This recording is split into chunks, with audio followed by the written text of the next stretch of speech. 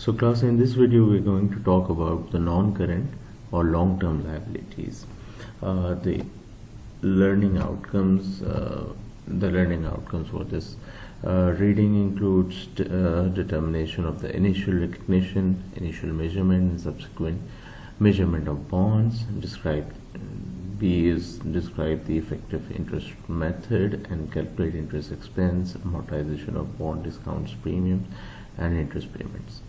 C is explaining the derecognition of debt, that is when you repay your debt.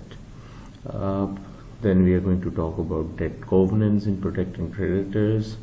Then we are going to talk about the financial presentation of presentation of the financial statements and disclosures for related to these debts. In this video we are going to cover the learning outcomes A and B. So starting off, first we need to understand what bonds are and how bonds are accounted for in our accounting process. Bonds are basically contractual obligations that issuers have towards the bond holders or purchasers of debt. So basically, bond is a method of borrowing money. Usually corporates and government entities involved in issuing bonds. These are basically ways to borrow money from the market. These are ideally long-term obligations, varying from 3 years and onwards. Shorter term bonds are 3 to 5 years. Then we have bonds from 5 to 10 years in maturity. Then we have longer dated bonds, which are 10 years and plus.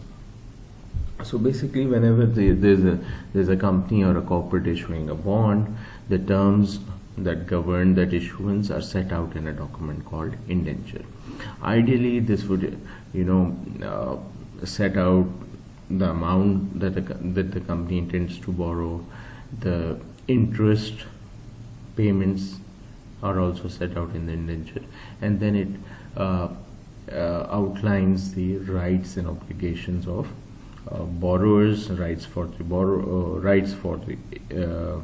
the lenders, and obligations of the issuer in that document. Normally, bonds promise to make two sorts of payments in future. Number one is the face value. It is the amount that the corporate undertakes to pay upon maturity of the bond.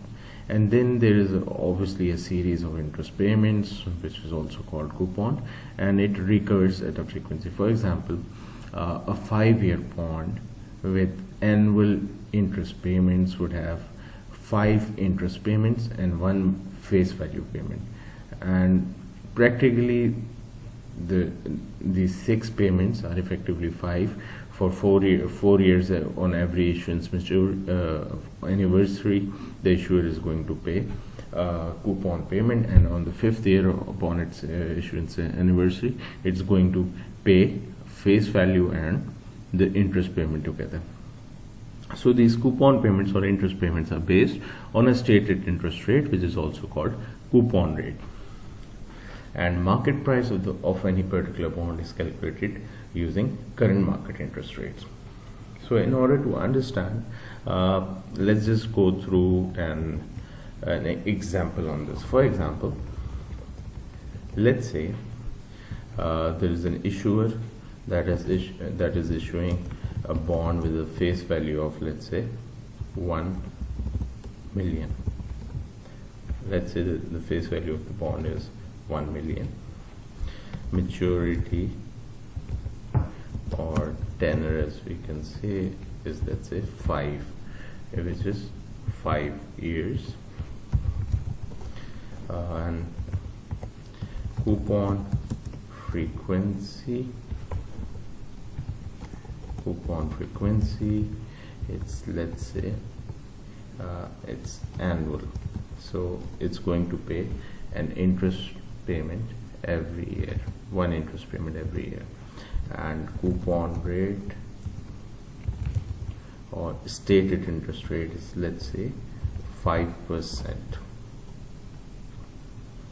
So what that means, this bond, let's draw a timeline on how payments are going to take place for this bond. And let's say market interest rate at the time of issuance is also, let's say, 5%, right? So every year the bond is supposed to make a payment of 5%, 0.05 times of the face value, which makes it 50,000 every year. So similarly, it's going to be 50,000 every year. Obviously, it's going to be the same for fifth year as well, and on its maturity, it's going to pay a face value of 50,000. Oh, sorry, 1 million. So basically, payments for every year would be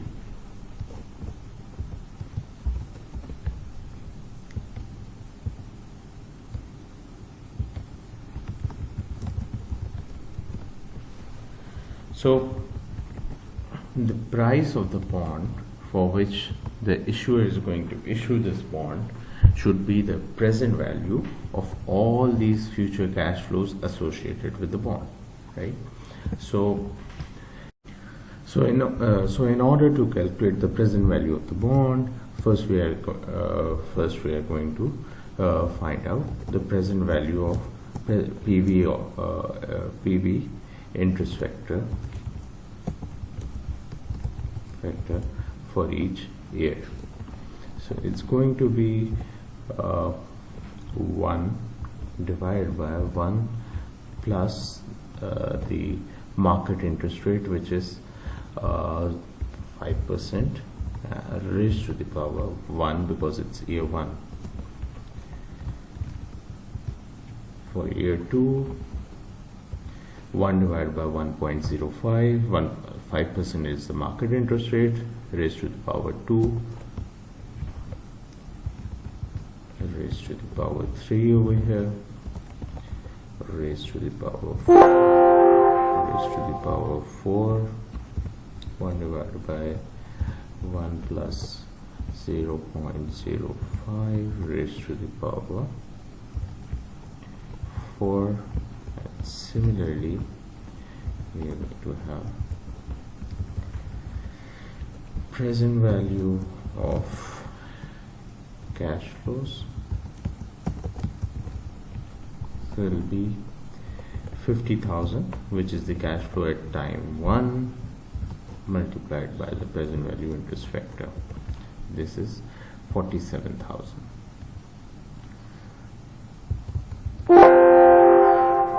So the market price of the bond will be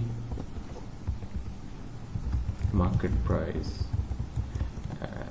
or we can say simply price at issuance will be sum of all these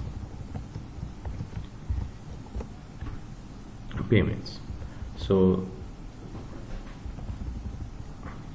there is a problem over here, so we did not multiply this by 1,050,000. So price at issuance is 1 million.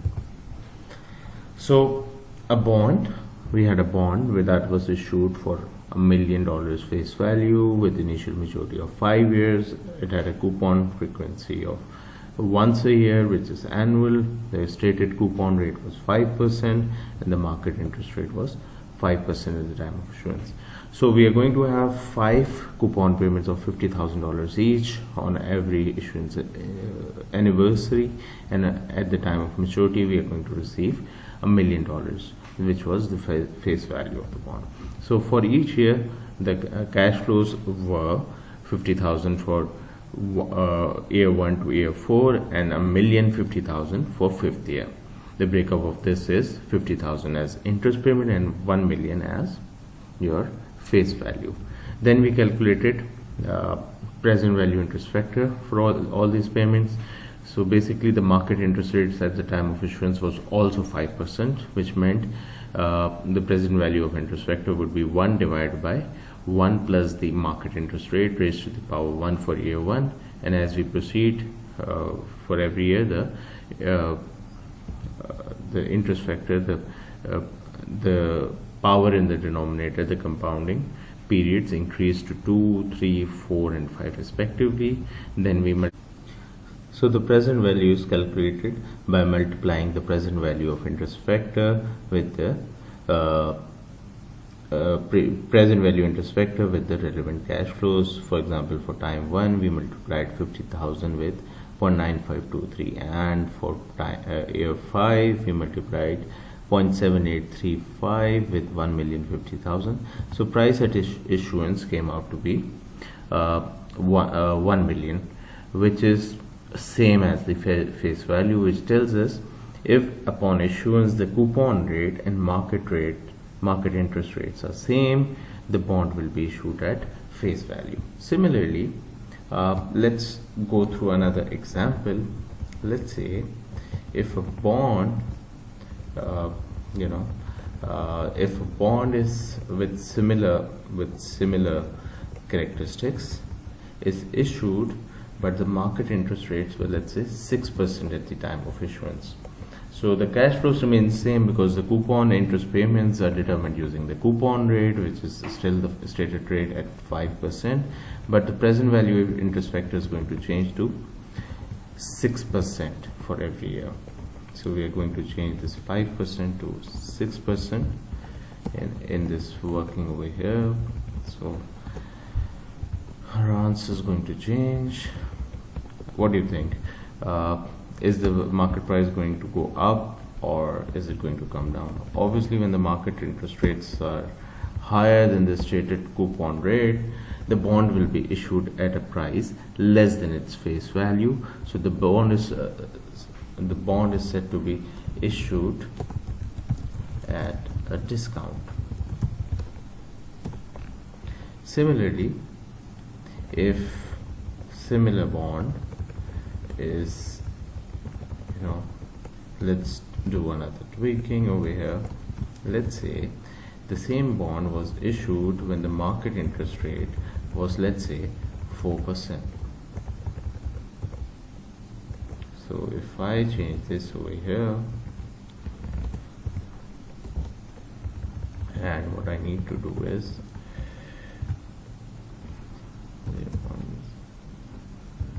6, and I'm going to replace it with 0.04 over here. So interest rate factor has been changed to 4% throughout our calculation. So this bond will be issued at $1,044,518. So this bond will be said to be issued at a premium. So we worked through 3 examples over here. First, we saw how a bond is priced. Just to recap, we had a bond with characteristics: face value $1 million, maturity is 5 years with a annual coupon frequency with the coupon rate of 5% and market rate of 5%. First, we determined its cash flows. Then we summed up the cash flows for every year. Then we calculated the present value interest factor for each year, which was 1 divided by 1 plus the market interest rate raised to the power 1 for first year, 2 for second year, 3 for third year, 4 for fourth year, and 5 for fifth year. Then we multiplied by the annual cash flows with our present value interest factor, and then we summed it up. It gave us the price at issuance. If the price at issuance is same as the par value, it's said to be issued at par. So later on we changed the market interest rate, so we found out if the bonds are issued at a higher market interest rate than the coupon rate, then the bonds are issued at a discount. And when the market interest rates are lower than the coupon rates, lower than the coupon rate, then the bonds are issued at a premium. So in the next video we are going to see how this premium or discount affects our financial statements, the interest expense throughout the life of the bond.